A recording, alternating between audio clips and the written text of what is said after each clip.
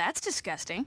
Alright, basically, guys, I hope you're having a lovely day. Okay, today, boys, I want to talk about a game that I think needs to make a comeback. It's been too long since we've had a game in this series, and that is, of course, Dino Crisis. Now, Capcom is no stranger to a remake, guys, okay? They've remade the absolute living crap out of Resident Evil. They have remade the first one, they've remade the second, they've done the third, they've even done the fourth, alright? So they love a good remake, but only for Resident Evil, it seems. Now, I'm not going to complain about that fact, guys, because I think the Resident Evil remakes are the best remakes out there, okay? I absolutely adore them, but I want to see Dino Crisis get some remakes. Or better yet, guys, I would love them to do a sequel. Like, if we could get a Dino Crisis 4, that would be even better, but I just want to see this series come back, guys, because it's been so long. I believe the last one we had was Dino Crisis 3, which I haven't personally played, but I've heard is absolutely terrible. A lot of people criticise the fact that it was a bunch of dinosaurs in space, which, to me, that sounds like awesomeness, alright? That doesn't sound bad at all, but yeah, apparently that game is terrible, but I've never played it. Yeah, I just feel like this series needs to come back in some way, guys, alright? We've had enough of the Resident Evil stuff. Well, actually, it's a lie. I'm more than happy to keep getting the Resident Evil stuff, because they've been killing it with Resident Evil, but yeah, I just don't understand why we don't get Dino Crisis games, because they would sell so well. Like, if they did a Dino Crisis remake, I've got no doubt that people would buy it. Sir, here is a check with my name on it. Write down any number on this piece of paper, and I will pay it. I know it's obviously not as big as Resident Evil, and I know Resident Evil is going to sell better because it's Capcom's baby, okay? Like, that's their big cash cow, so that's obviously going to do better, but still, I feel like we need to have a new Dino Crisis game, whether it's a remake, even a remaster. I'll take a remaster at this point, just something. But yeah, the purpose of today, guys, is to pretty much go through and talk about the Dino Crisis games and why they're absolutely awesome, and yeah, just kind of go through why I think they should remake them or do a sequel. So yeah, I guess we'll start off with one that I'm not a big fan of, and that, guys, is Dino Stalkers. Now, this is a Dino Crisis spin-off, and I really don't like this game. It's just not for me. It's an incredibly clunky game. It doesn't quite work, and there's just something off about it. I'll be totally honest, I didn't put tons of hours into this one. I've only played, I don't know, roughly about half an hour of it, but I grew sick of it real quick, guys. I really didn't like it. The issue with this game, guys, is it's like an on-rail shooter, which is great. I love on-rail shooters, especially with light guns. In this game, you can play with a gun con too, which is awesome. But the problem is that you kind of move around a little bit, which just doesn't work at all. It doesn't work, like, even a little bit. It makes the entire experience feel really clunky and weird, and it just doesn't feel right. This should have just been a straight-up arcade on-rail shooter, similar to the House of the Dead and, you know, Time Crisis, things like that. It should have gone all out on that, and it would have been awesome. But yeah, like I said, I didn't put tons of hours into this one, guys. Maybe it becomes the best game ever, but from what I played of it, I really wasn't a fan of it, so I probably won't be playing this one too often. But yeah, after that, guys, there's only 2 more Dino Crisis games that I've played, because like I said, I've not played the third one, so we've got Dino Crisis 1 and Dino Crisis 2, but I love both of them. They are so good. But yeah, we'll start off with Dino Crisis 1, guys. Now, I'll be honest, like, a lot of what I'm about to say about this game is purely based on memory, because I haven't played this game in a while. It's been a couple years, but I absolutely loved my experience with it, so I feel like I remember it pretty well. So in terms of what Dino Crisis is, guys,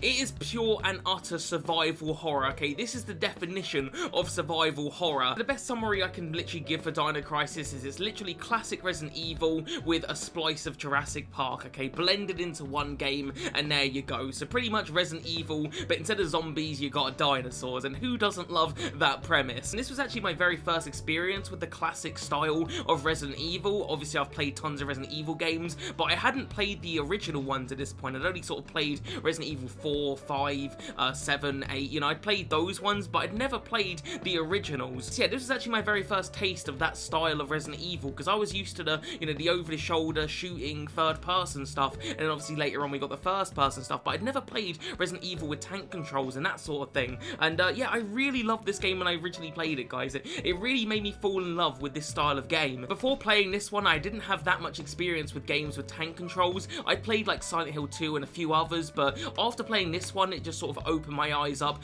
to the world of tank controls, because there's so many great games that have those controls, and once you get used to them, they're just amazing to me. I love games with tank controls now. Games like Fear Effect and obviously Silent Hill, Dino Crisis, obviously the original Resident Evils, games like that I absolutely love, and the tank controls obviously work super well. Now, one thing I will say about Dino Crisis 1, guys, is a lot of people say how scary this game is, and I don't know if I just, because, you know, I was playing as an adult, I didn't really find this game scary at all. It could be a little suspenseful at times, and, you know, can keep you on the edge of your seat a little bit, I guess. There's a few jump scares in there, but I wouldn't call this game scary. Fear is just something in your mind. Shit, if you don't let fear conquer you, you won't be scared.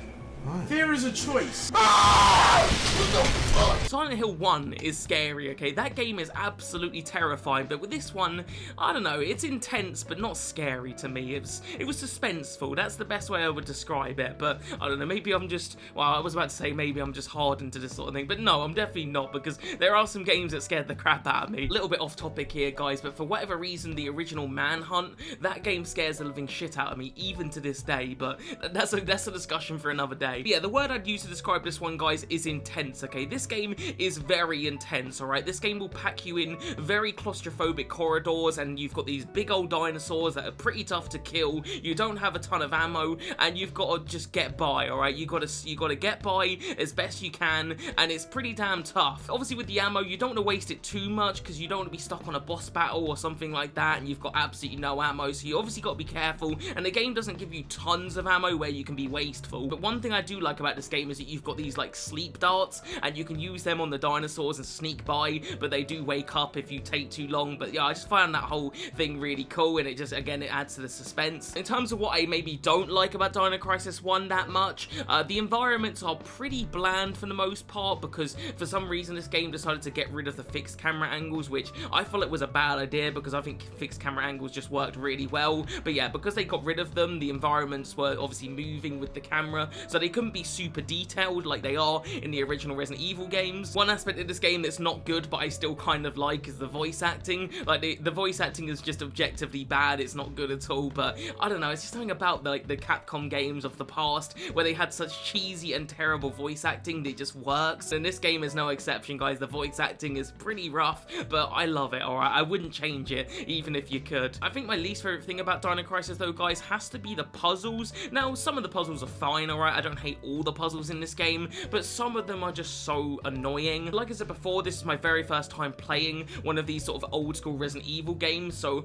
I kind of figured that these like annoying puzzles were just sort of part and parcel of these games, you know? I kind of figured the original Resident Evils were going to be the same, but when I played Resident Evil 2 and Resident Evil 3, I was shocked at how easy and non-annoying the puzzles were in those games, and it made me realize that Dino Crisis's puzzles haven't aged that well, because they just aren't fun in any way. Like I said, that's not the case with every single puzzle, but some of them are just so annoying, especially towards the end of the game, and it becomes this big puzzle gauntlet that I just didn't really enjoy. But when it comes to like the actual gameplay, the shooting of dinosaurs, and, you know, getting by, and all of the survival horror, this game is a masterpiece. I think a remake for Dino Crisis would be so perfect, okay, because you could do it in like the style of Resident Evil 2 and 3 remakes. You could do it with the third-person shooting, which would just work super well. You could make the environments a bit more, I don't know, jazzy, you know, you could spice up the environments and make them more interesting. Yeah, I just feel like there'd be an amazing horror experience in a remake with this one, guys. Like, you can make it super duper intense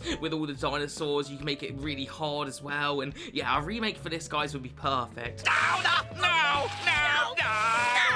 Please! Never! Anyway, guys, let's move on to Dino Crisis 2. Now, this is one that I played very recently, and this is completely different to Dino Crisis 1, guys. Like, they are very, very different, and I was expecting them to be quite similar, but they are not. Dino Crisis 2, guys, is a straight-up action game, okay? Forget survival horror. There is none of it in Dino Crisis 2. Like, in Dino Crisis 1, you might see a handful of dinosaurs, and you'll shit your pants, alright? Because you're thinking, fuck, I need to be, you know, resourceful with my ammo, and you sort of get by. Dino Crisis 2, they'll throw like 10 fucking dinosaurs at you at once, and you've got tons of ammo. You don't have to worry about ammo in Dino Crisis 2, and it just says, have fun, alright? And it works so well. Even though they are completely different games, guys, I love both of them for what they achieve. Like, when it comes to survival horror, Dino Crisis 1 is awesome, and when it comes to straight up action, Dino Crisis 2 is awesome. One thing I also like about Dino Crisis 2 is they went back to the fixed camera angles. The environments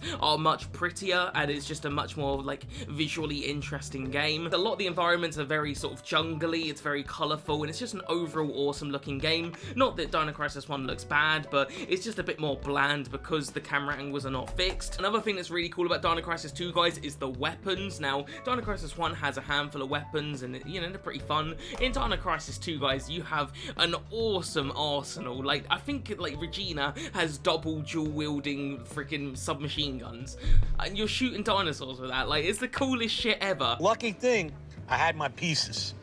Your pieces? My gun. Oh. Anyway, I started blasting. Bang! Wow. Bang! The guns in this game are so fantastic, guys, and like I said, you don't run out of ammo, so you can literally just have fun with all of them. The way ammo works in this game, guys, you can actually buy it, and the way that you get money in this game is by killing dinosaurs and racking up combos. So it's basically you just can kill as many dinosaurs as you feel like, and you will kill a lot of dinosaurs. And with that money, you can buy, you know, health items or ammo, you can buy new guns. It's just really, really addictive. And there's also a second playable character in this game called Dylan. The only main difference between the two that I can think of is that Dylan has a machete, and then Regina has some electrical thing. I can't remember what it's, like an electrical baton, or it might be the other way around.